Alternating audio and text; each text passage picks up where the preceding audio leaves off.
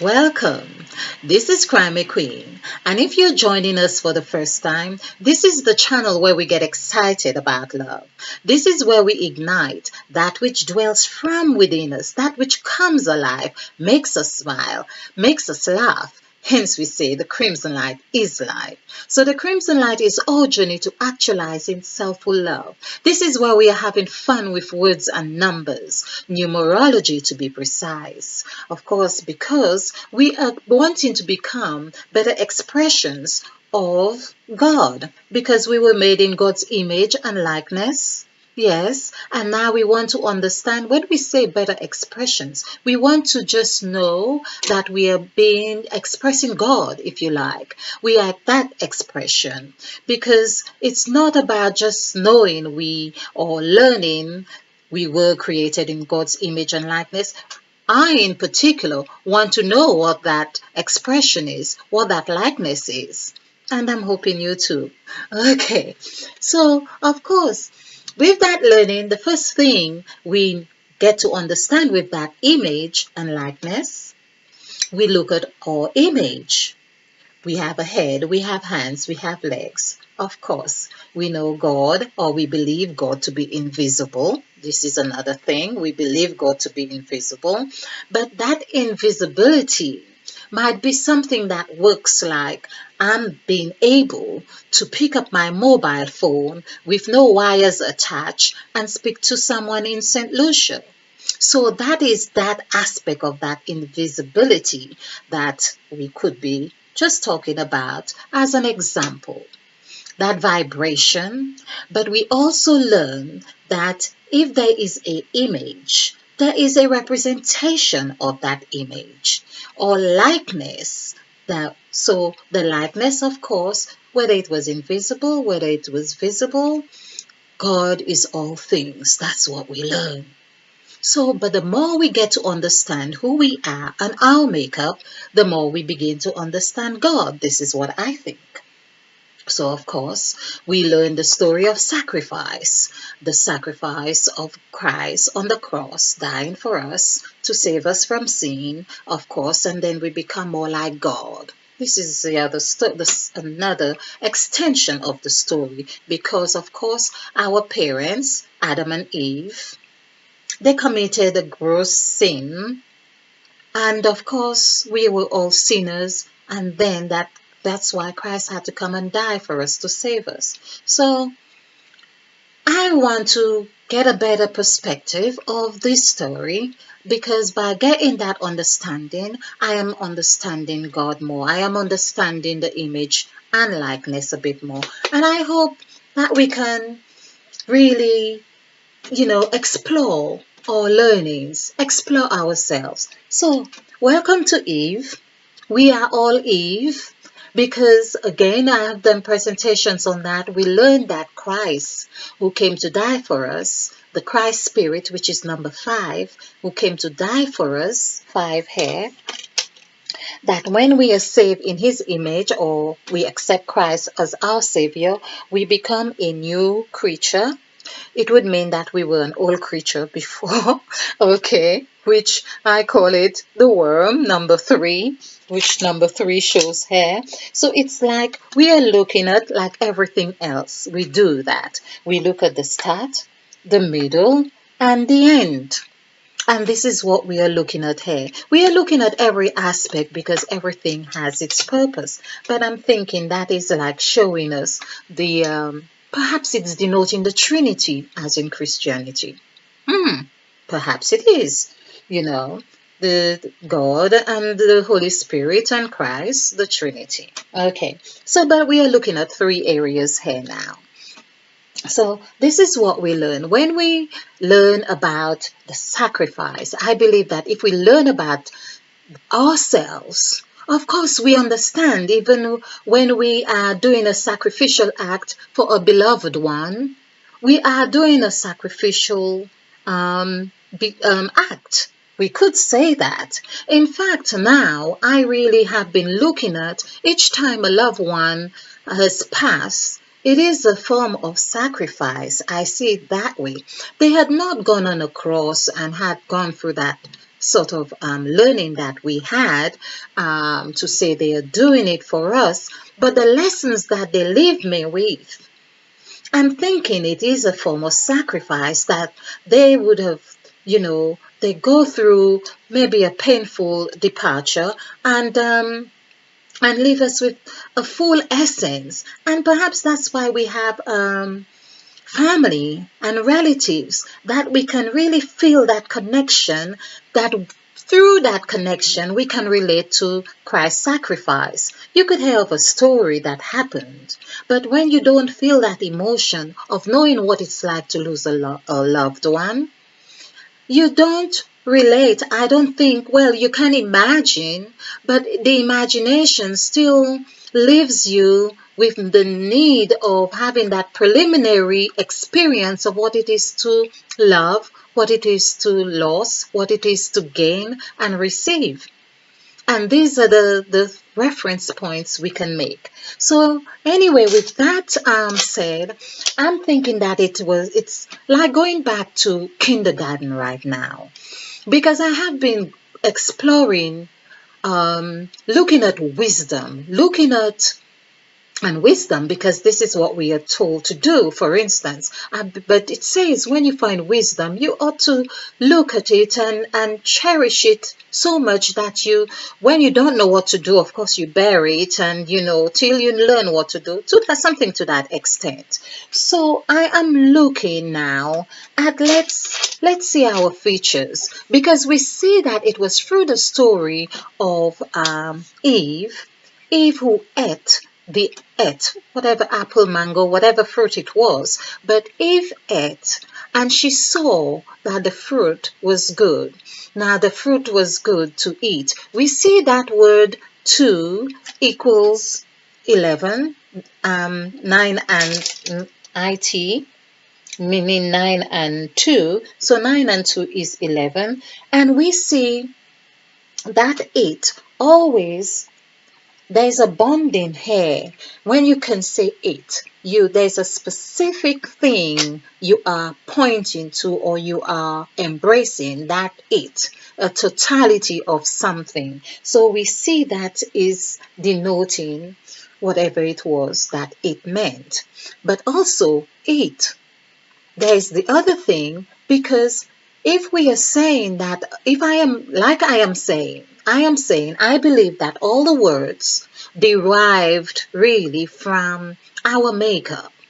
For instance, the word see, of course, derived from our eyes to see, or the curve of course, of the curves in themselves, that seeing. So we could say, see you. And of course, when we started doing taxis and we were using these, now I'm believing that there might be a reason why we have the option of using the long words instead of using this, because we are getting maybe very close to something that we are perhaps not meant to discover, or thought that we are not meant to, or perhaps it's a question of timing. But this is see you. I'm just saying that, for instance, and that would mean, that would denote the curve or eyebrows, or the U, the shape of a, U, and we have W as well. So you could say even our mouth could form a W. I'm just saying, it's just to examine how these words came about as well.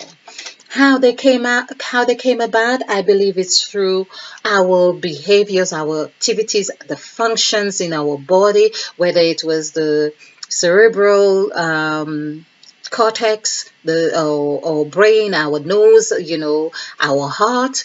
And the heart has got so much in it, which I will be doing a presentation on that. But let's just look at the word hair, because it is said our hair is our beauty. And maybe if we look at this, we will be able to see what the word beauty really means. So here's Eve, who has opened her eye, as I said before, and I'm just touching on that, because if it or et, it's the same letters, but when we do 5, 5, 1, 2. This comes 5 plus 1 plus 2 is 8. And this is where we see that 8 comes about. That 8 now, of course, I have been trying to make sense of why we are told that through Christ that we need to believe. Believe, if we believe. The word believe had been one of the very frequent words used. Of course, we have the Beatitudes in St. Matthew's, and we see that faith and belief were two words that we attribute to Christ. So, of course, I've done this. We saw that in the word believe, and yes, I will go back to here. We saw that in the word believe, B-E-L-I-E-V-E, because we are using the three, the beginning, the middle, and the ending. We can do this. We see that in the middle of believe is what I call a big fat lie. Well, it depends. You can make it skinny. But there is here. We have the word lie. Now, of course, the word lie as well comes to 8. So, I have been exploring. Okay, that 8, of course, is the symbol of infinity. The symbol of infinity, of course, we still have the story of Eve, which is infinite. Infinite, you could say. Now, could this mean that that lie, the lie that was thought that the serpent had told Eve was a lie? Could this be the lie we are talking about, that the 8 has just lied down? But also, this is what I found in one of the presentations I did. When I added B and E together, which is 2 and 5, this gives us 7. And 4 and 5, this gives us 9, which is VE. Now, if we were to add these together, we have 7, 8, 9. Now, I thought that that was really very kind of nicely, it's strange, but in a nice way, to have 3 of these numbers going in such sequence and smoothness, 7, 8, 9. Of course, this is like taking us from the 6 days of creation, and it's as if it is showing us how 7, 8, 9 came about. This is the story that is unfolding here for me. Now, also, I thought perhaps the number 8 has been an instrument, the infinite instrument that it is. It served as a hook that it's in the middle, that as if we can hinge onto it from either side. So the 7, of course, is like, which we also is like a hoe, what you do your garden with, if you like. And you could hook it in that loop. We could say that the 7 can come into a loop. It almost seemed like my glasses. Okay, and the 9 here.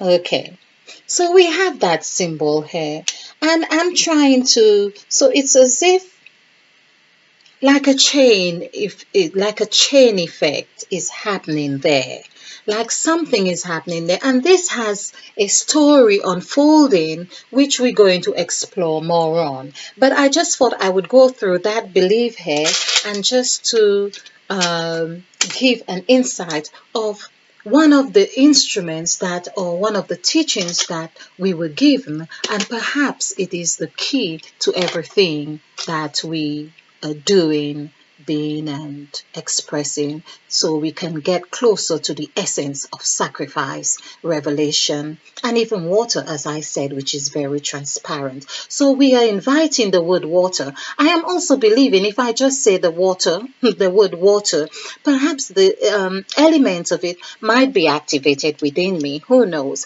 and speak out, because I have seen water really go through places and seep out in ways that I would not have otherwise thought, even invisibly. Okay, so let's do the word hair. Hair, that's hair. We've done this before. And Here, as in location. Now, I have done this before. They both come to number 9. So it is 9918. Here, 9918. So 3 nines are 27. That's 27. And HERE, so this is 8 and 5, that's 13. And 9, that's 22. And 5 is 27. 27. And that also is 9. So we have, in actual fact, we have both hair and hair, meaning the same numerical value.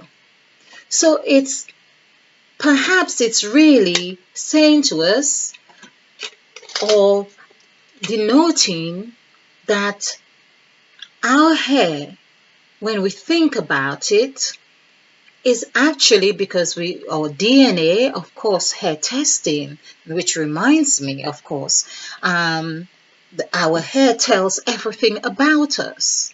So it shows the location, it shows everything about us, and that correlates perfectly in number 9 with the number 9 of sacrifice.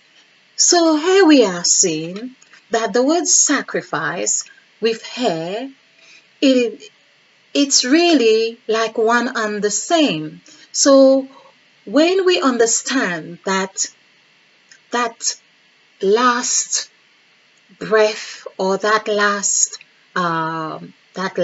act, moving from one end into a new beginning with number 9, because this is what even a DNA test would do. It is showing you everything, and then it would give you an analysis to show, well, this is what it is. Could tell you the cause of can identify someone. It's identifying someone. You can locate everything about that person through your hair. So perhaps when it is said your hair is your beauty, perhaps that is what it really means. Your hair is that which is able to tell you everything about you. Your hair is an expression of everything about you, everything, that image and likeness that of God, that which we can identify with God who created us. So I'm hoping that have draw some light, because this is the essence of this, that we are beginning with the hair, and then we are moving into the other parts of the body, and to see how we can make sense of the word, the meaning of sacrifice. So for instance, let's just wrap up on this. When we are feeling unhealthy, if we are lacking in some enzyme or some vitamin,